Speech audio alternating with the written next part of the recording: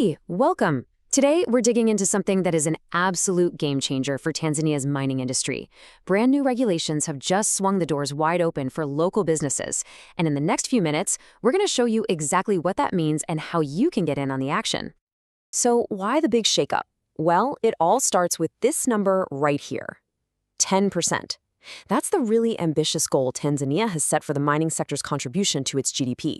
And to hit a target that big, the government is making a huge strategic move. They're empowering local entrepreneurs. So here's our roadmap. We'll quickly cover the big picture shift, then break down the new rules.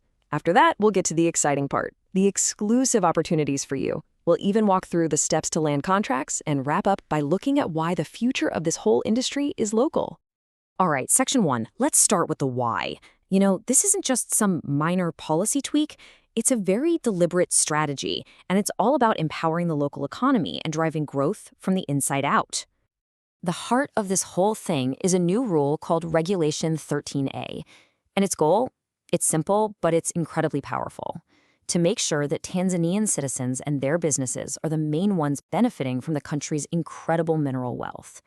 This is a huge pivot, and it lines up perfectly with the country's long-term vision 2025. Okay, so what exactly are these new rules? Getting a handle on the details is, without a doubt, the most important first step if you want to grab the opportunities they're creating. So let's dive right in. Everything, and I mean everything, revolves around this one key term, the Indigenous Tanzanian Company, or ITC. Now, to be an ITC, a company has to be 100%, not 99, but 100% owned by Tanzanian citizens. This is all about full local control and making sure the economic benefits stay right here in the country. And look, this isn't something happening way off in the future. The regulation took effect back on September 12th, 2025, and full implementation kicked off just a couple of months later on November 15th. So the window of opportunity, it's open right now. Now, here's where it gets really interesting, because the new rules create two different pathways. For a specific list of what they're calling reserved services, it's black and white. The supplier must be a 100% Tanzanian-owned ITIC, period. But for everything else, the non-reserved services, foreign companies can still get involved, but there's a catch. They have to form a joint venture with a local ITIC, and that Tanzanian partner has to own at least a 20% stake. All right, let's get to the best part. What exactly are these reserved services? This is where all those rules and regulations turn into real, concrete business opportunities that are now exclusively for Tanzanian companies. So the government has set aside 20 categories of goods and services, and we can kind of group them into three main buckets. First up, we've got on-site services and logistics. I mean, think about the absolute basics of any mining operation. Hauling stuff, feeding and housing workers, providing vehicles, and supplying essential safety gear like work clothes and PPE. These are going to be high-demand, high-volume contracts. Next, the list gets a bit more specialized. This shows the opportunity isn't just for, trucking and catering. We're talking about the core supplies needed for the mining process itself. Things like activated carbon, explosives, chemicals, and all sorts of specific construction materials. This is a huge opening for local manufacturing and supply chains. And finally, we get to the really big ticket items. This right here shows you the scale of what we're talking about. Major projects like contract mining services, providing power for entire sites, and building critical infrastructure like roads, these are now reserved for Tanzanian companies. We're talking about potentially massive, multi-million-dollar contracts.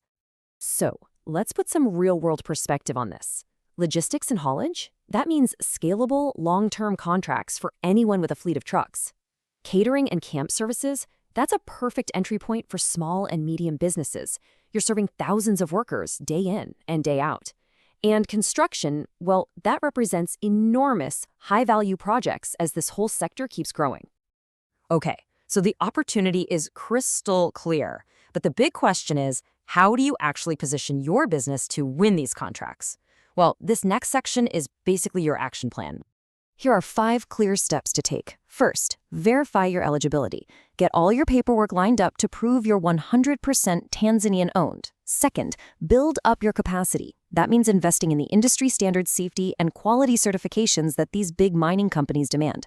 Third, get registered with the Mining Commission. This puts you on their official list of suppliers. Fourth, you have to be proactive and monitor tenders and expressions of interest.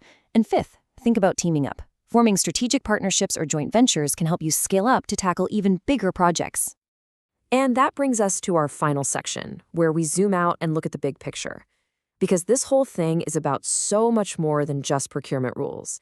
It's really about shaping the entire future of Tanzania's economy. So, here's the bottom line. By reserving these markets, the government is basically creating a protected space for local businesses to grow and thrive. This isn't just a quick boost. It's designed to build up long-term industrial strength, create good, sustainable jobs for Tanzanians, and make sure that essential skills are developed and passed on right here in the country. This whole idea is captured perfectly by advocate Edward Mwalongo, whose guide was the foundation for this whole explainer. He says, let's build a stronger, more inclusive mining industry together. And that really gets to the heart of it, right?